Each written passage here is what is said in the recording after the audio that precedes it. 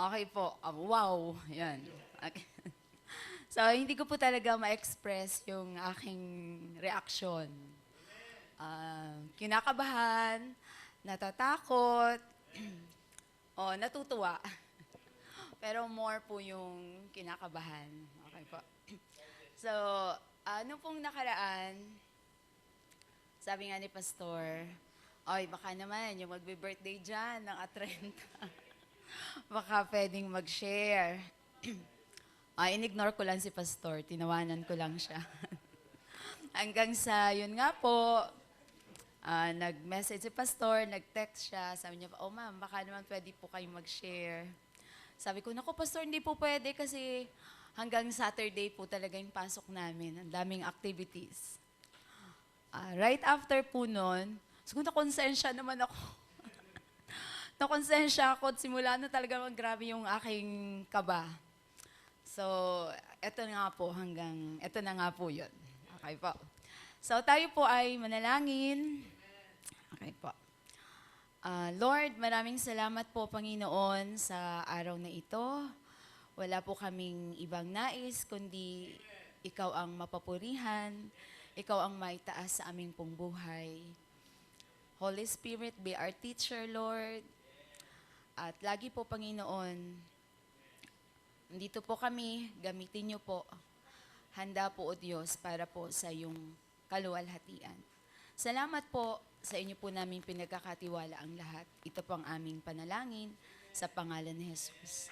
Amen. Amen. Okay po. Alam niyo po, give respect po dun sa mga tumatayo po dito sa harapan. Ayan. In fairness po sa lahat ng tumatayo dito. Pero kapag po yung babae o mga kababaihan, yung nagsishare ng Word of God, talagang, alam niyo po, amazed na amazed ako kasi sabi ko, nakakatuwa naman sila yung lakas ng loob, kung paano sila tumayo at kung paano mag-share ng Word of God. At aminin ko po mga kapatid, dumating talaga sa puso ko na sabi ko, ako din, yung parang ganon. Gusto ko din yung ganon.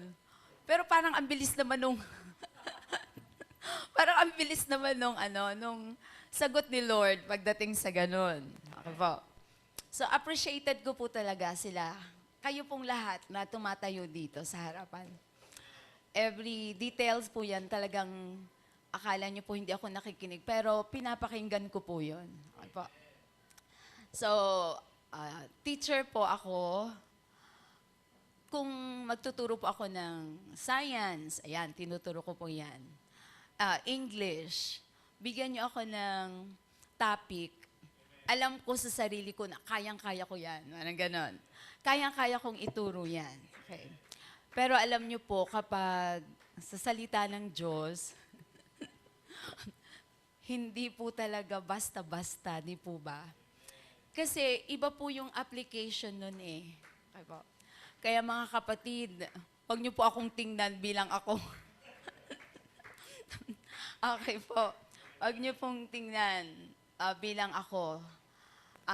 I pray na makita ay si Lord sa akin pong buhay. Amen po. So, blessed morning po sa ating lahat. Okay. Ang atin pong pinag-aaralan, okay. So, sa children, ayan, kasi yun po yung aming ginagawa sa children. Okay po. So, God reigns. Ayan. God reigns. Okay po. So, ano po ba yung ibig sabihin ng reign? Okay, so R-E-I-G-N. Okay po.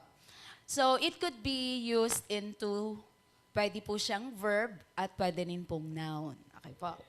So, verb, okay, so mga bata, sorry po si teacher, mga bata. Okay, that is pandiwa. Okay po, it means hold royal office, rule as king or queen. Okay po. So if we're going to use it as a noun, so noun is pangalan, the period during which a sovereign rules. Okay po, so yan po yung reign. So narinig po natin kay Pastor ang ibig sabihin po ng word na reign. So, hinanap ko din po yon at nabasa ko din po. Okay po. So, the Hebrew word, nakita ko ngayon si Aya, sabi ni Pastor, it's malikot. So, ibig pong sabihin may be rendered kinghood, royal dignity, kingdom, or even government. Okay po. At meron pong isa, which is the verb, ito po yung mala. Okay, silent K po siya. To be king. Okay. To reign as king, to become king, to accede to the throne. Okay. To assume royal power publicly, and generally speaking po, to become powerful. Okay po. So, isa po sa naging aralin o lesson po namin sa children. Ang mga naging hari po ng Israel. Ayan. So, review po tayo. O, children. Sino po ang naging unang hari ng Israel? The first king of Israel. Okay po, si King Saul. Okay po. Sino naman po yung pangalawa? The second king. Wala na yung mga estudyante ko dati. Okay po. The second king was King David. And the third king, si Solomon. Okay po. So, sa first po, the first king was King Saul, followed by King David and King Solomon. Okay po. So, isa po sa mga hari na yan, ang ating pag-aaralan ay si King Solomon. Okay po. So, this is just a review kasi alam ko po na lahat kayo ay alam at nagbabasa ang patungkol po sa buhay ni King Solomon. Okay po. So, si King Solomon po ay prominent figure or character sa Bible. At nakilala po, known for his wisdom, wealth, and of course, the construction of the magnificent temple in Jerusalem. Okay po. So si King Solomon, naghari po siya. He reigns for 40 years. Okay. Pero hindi po nabanggit sa Biblia kung ilang taon siya naging hari ng Israel. Pero sinabi po doon, sa kanyang murang edad. So, ibig sabihin, bata pa siya, naging hari po siya ng Israel. Okay po. So, alam niyo mga kapatid, si King Solomon, hindi siya nag-ask ng ano paman sa Diyos. Kasi di po ba, nung pong minsan sa kanyang panaginip, the Lord asked him, ano ba anak ang gusto mo? Okay po. Pero hindi nag-ask si King Solomon ng kayamanan o kung ano mang karangyaan. Dahil doon, the Lord was pleased with Solomon. Okay? At alam niyo mga kapatid, binigay ng Diyos kay Solomon both wisdom and honor. Okay po. So talagang natuwa si Lord, no? At naalam naman natin talagang si Solomon ay nakilala, si King Solomon ay nakilala sa pagiging matalino. Okay. So alam natin yung story, yung instance doon sa Biblia na pinatunayan niya yung kanyang katalinuhan.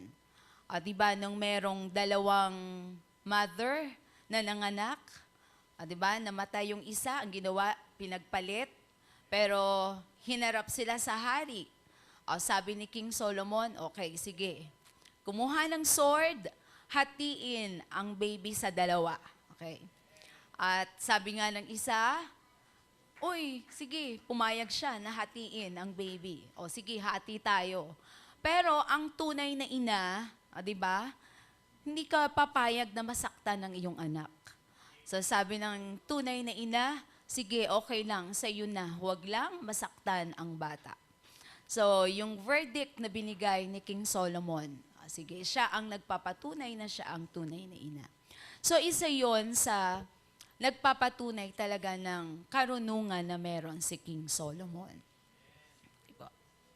Pero mga kapatid, sa kabila ng lahat ng ito kay King Solomon sa buhay niya, sa kabila ng kanyang karunungan, kayamanan, at anumang meron siya, nagkasala po siya. Ayan. Meron din pong downfall si King Solomon. Okay po? So, hindi po siya nanatiling tapat sa Diyos. Okay. He committed sins against God. At yun nga po, nagkasala si King Solomon. Okay po? So, mga kapatid, sa mga naging hari ng Israel, o sa mga karakter sa Biblia na nabasa natin, kahit anong ganda nung kanilang buhay o relasyon sa Diyos, kapag tayo po ay hindi nakasunod o sumuway sa Panginoon, meron po yang consequences. At magdudulot po ito ng kapahamakan o kaguluhan sa ating buhay. Okay po? So, ang buhay po ni King Solomon is characterized by wisdom, wealth, and of course, sabi ko nga po, ang construction ng temple. His life serves as a lesson in the consequences of straying from God's commandments and the importance of seeking divine wisdom. Ngayon, mga kapatid, tayo po sa ating buhay, saang kingdom po tayo naghahari? Katulad ba tayo ni King Solomon? Okay. Saang kingdom po tayo naghahari? Sa eskwelahan ba? Paano tayo naghahari sa eskwelahan?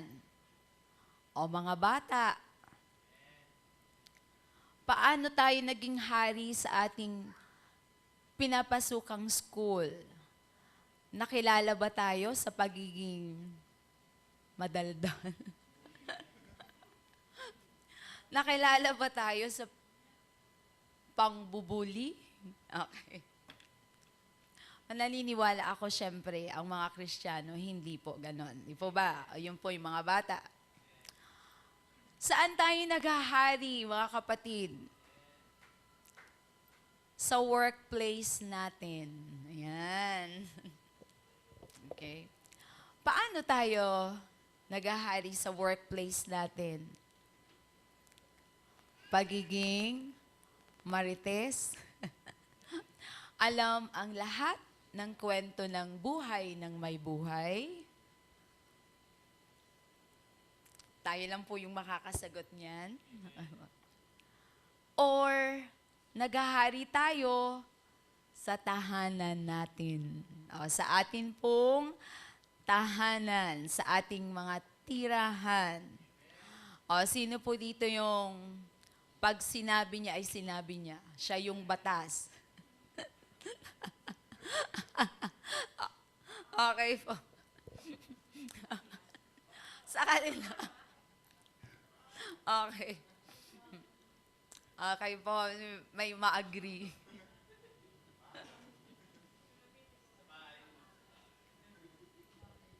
Sa bahay daw, sa bahay. Hindi, sa kanila po si Aya po yung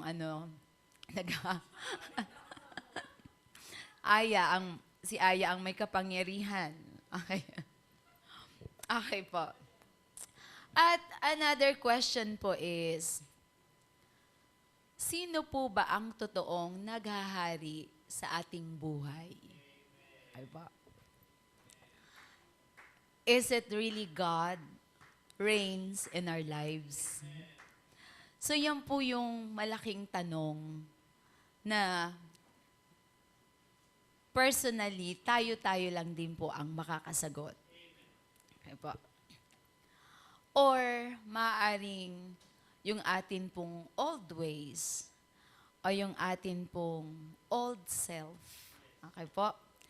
Ang patuloy pa ring naghahari sa atin. So, isa pong testimony, okay po, pasasalamat sa Diyos. Salamat po sa Panginoon. Ako po ay nag-celebrate muli ng aking kaarawan. Salamat sa Diyos. Salamat sa buhay na meron po ako. Alam niyo mga kapatid, lagi po nating sinasabi, di ba, na tayo ay humaharap sa iba't ibang realidad ng buhay. At tunay nga po na hindi po sa sarili nating kakayanan, hindi sa sarili nating karunungan, kundi dahil lamang po sa Diyos. Dahil lamang po sa grasya ng Panginoon at sa Kanya pong kabutihan. At araw-araw po, bawat saglit ng ating buhay, katulad ko po, nananalangin na patuloy ang Diyos ang maghari po sa akin personally. Sa akin po at sa amin pong buong pamilya. Tunay nga po, di ba, na mahirap pero sa tulong ng Panginoon, makakayanan po natin ang lahat. Amen po. So, napaka-iksi lamang po ng aking mensahe sa araw na ito. Ang aking pong panalangin, let God and make God reign in our lives. Yun lamang po. At wala pong iba kundi sa Diyos po ang papuri, sa Kanya po ang pasasalamat. So the rest po, bahala na po sa pastor. So salamat po sa Panginoon. Isang privilege po talaga na makatayo sa inyong harapan. At alam ko po na laging ang Diyos ang mapapurihan. Amen po. Maraming salamat po. Tayo po ay manalangin. Okay po, tayo po ay manalangin. Lord, maraming salamat nga po, Panginoon. Tunay nga po, O Diyos, na wala po kaming ibang masasabi, kundi salamat po sa iyong kabutihan. Salamat po sa aming buhay. Salamat po sa lahat na mayroon kami, Panginoon. Araw-araw, Lord, at bawat saglit ng aming buhay, kami po ay nagnanais na maghari ka, Panginoon. Tulad nga po ng sabi, Lord, ng mga nakaraang aralin, O Diyos, huwag pong artificial ang aming relasyon sa inyo, Panginoon. Pagkos, Lord, totoo po na Ikaw ang maluklok at maghari po sa aming pong mga puso, sa aming pong mga buhay. Lord, ina-acknowledge po namin Ikaw dahil totoo nga po na hindi po sa sarili naming kakayanan, hindi po sa sarili naming lakas, kayo lamang po, O Diyos. Salamat, Lord, sa araw-araw naming ginagawa. We pray na lagi po kayo ang maluwalhati. Kayo po ang makita, Panginoon. At wala pong iba, O Diyos, habang kami po ay naghihintay sa iyo pong pagbabalik. I pray, Lord, and we pray na masumpungan niyo po kaming tapat, naglilingkod, at naghihintay sa iyo pong pagbabalik. Salamat po, Ama, sa iyo po ang papuri, sa iyo ang pasasalamat. Ito po ang aming panalangin sa pangalan po ni Jesus. Amen and amen.